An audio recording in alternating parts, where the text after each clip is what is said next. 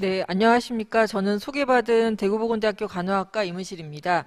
네, 이제 마지막 섹션이어가지고 또 시간이 조금 지체된 관계로 요약해서 간단하게 말씀드리도록 하겠습니다. 제가 말씀드릴 부분은 이제 공공보건의료 체계 확립을 위한 이제 정책 부분인데요. 그러면 도대체 공공보건의료가 무엇인가? 그래서 지금 공공보건의료는 잘 되고 있는가라는 부분입니다. 그래서 이제 공공의료라 하면 그야말로 인구 집단을 대상으로 해서 이제 공공의 건강 돌봄을 강화하는 정책입니다. 여기에서도 키워드는 돌봄입니다. 네, 그래서 이러한 공공보건의료 정책이 수단으로서는 이게 공적인 건강보험이나 공공보건의료기관, 우리 보건소, 보건진료소 등을 통해서 어떻게 활용할 것인가에 대한 이제 정책이 공공보건의료 정책이 되겠습니다.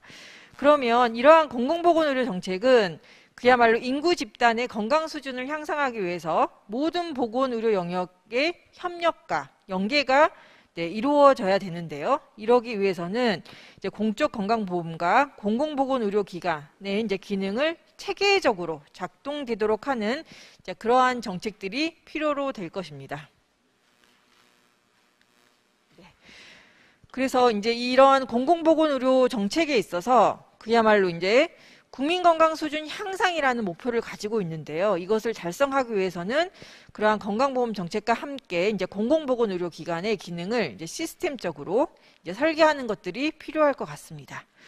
이제 이러하기 위해서는 이제 공공보건의료기관, 특히 보건소나 보건진료소에 있어서 이제 정부 정책의 이제 지렛대 역할을 수행하는 하고 있습니다. 지금 현재 특히 이제 이러한 신종 감염병 시대에는 민간 보건의료기관의 기능할 수 없는 그러한 재난 대응이라든지 또한 수가 정책으로 할 수 없는 어려운 것들을 지금 공공보건의료기관이 담당하고 있습니다.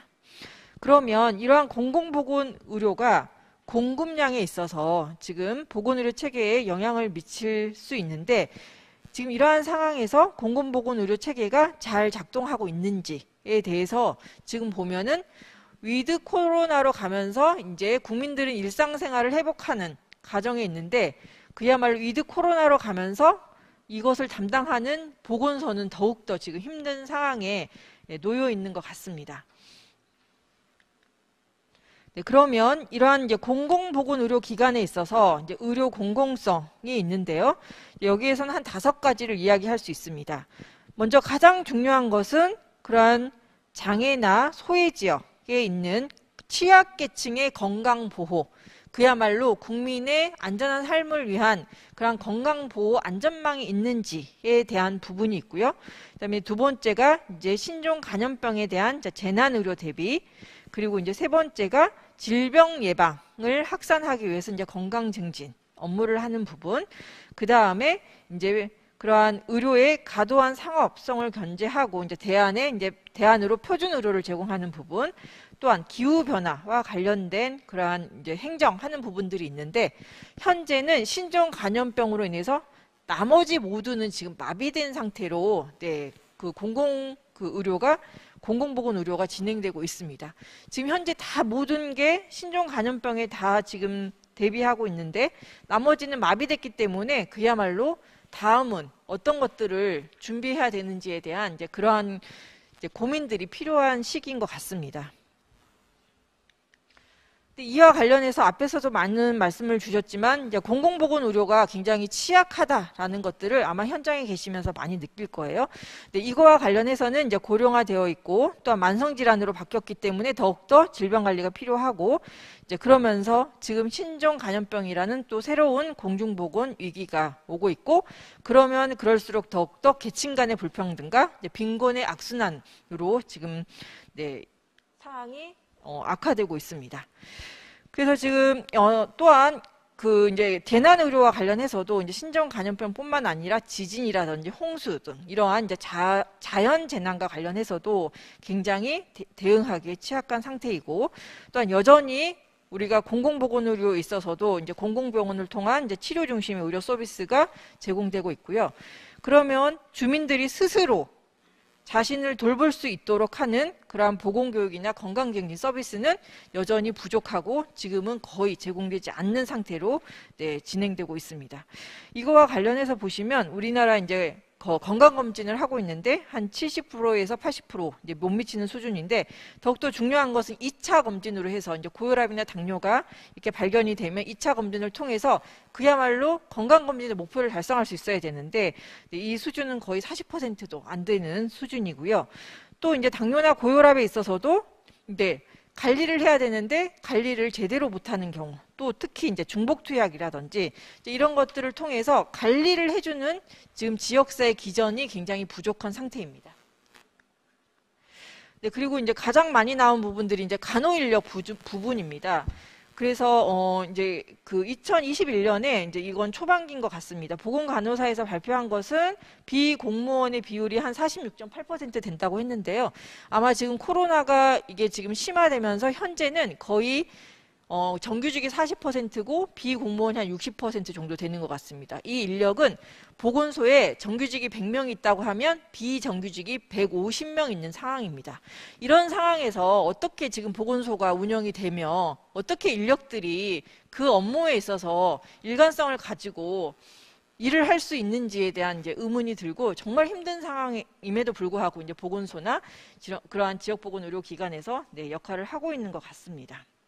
네, 근데 이 비공무원 인력에서 이제 방금 최상금 회장님이 말씀하셨듯이 이제 방문보건 인력들이 가장 간호 인력 중에 비공무원 인력들이 많습니다. 그래서 이 인력들을 정말 공공보건 의료에 있어서 가장 중요한 간호 인력으로 해서 공무원 인력화하는 것들이 필요할 것 같습니다.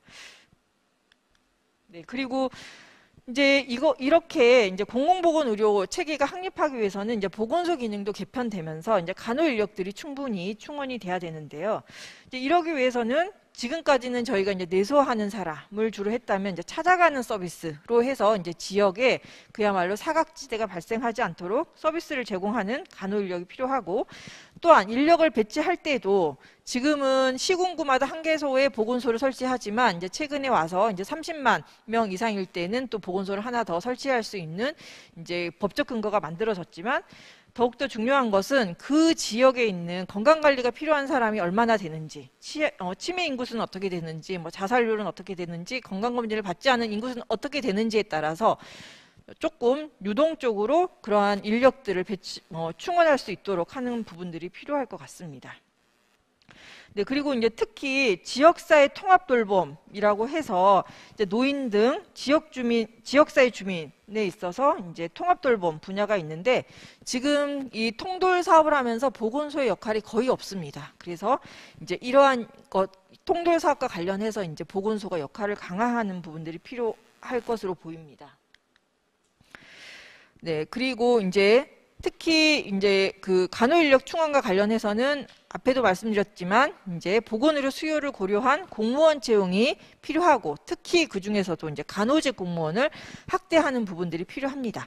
그리고 이제 비공무원을 공무원 인력으로 대체하는 데 있어서 가장 중요한 인력이 아까 방문 인력으로 말씀을 드렸고, 그러니까 지금 보건소에서 기간제로 무기계약으로 10년 이상 동일한 업무를 하고 있고, 또 방문 인력 같은 경우에 굉장히 많은 인력들이 동일한 업무를 함에도 불구하고 비공무원으로서 대우받지 못하고 여러 가지 있어서 이제 차별 업무를 하고 있고, 또한 이러한 인력들로 인해서 또 보건소 기능이 제대로 운영될 수가 없습니다. 그렇기 때문에 이렇게 동일한 업무에 대해서 지속적으로 하는 인력은 비공무원이 아니라 공무원으로 대체할 필요가 있을 것 같습니다.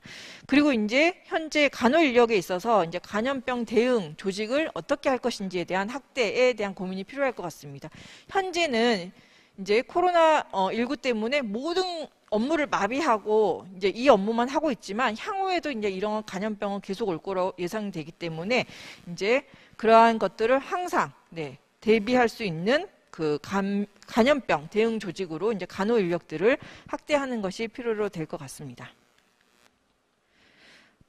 네, 그리고 이제 지역사회 건강 증진 및 이제 건강 수명 향상이라든지 이제 간염병 관리를 위해서 이제 1차 보건 의료를 하는 간호사 인력을 양성하고 이제 관리 체계를 확립하는 것들이 필요하고요.